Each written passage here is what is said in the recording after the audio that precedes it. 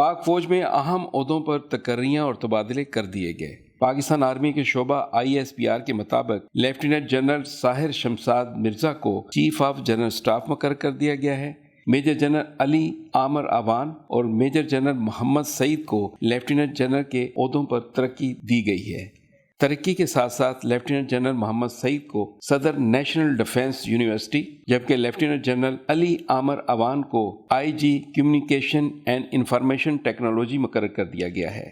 گزشتہ دنوں جنرل ندیم رضا کو chairman joint chief of staff committee مقرر کیا گیا ہے اور ان کی خالی ہونے والی سیٹ پر لیفٹیننٹ جنرل ساحر شمساد مرزا کو چیف آف جنرل سٹاف مقرر کر دیا گیا ہے۔ اس کے علاوہ لیفٹیننٹ جنرل ندیم ذکی منچ کو DG SPD، لیفٹیننٹ جنرل محمد عامر کو ایڈجوٹنٹ جنرل اور لیفٹیننٹ جنرل شہین مظہر محمود کو کور کمانڈر منگلا کور اور لیفٹیننٹ جنرل نعمان محمود کو کور کمانڈر پشاور کور تعینات کر دیا گیا ہے۔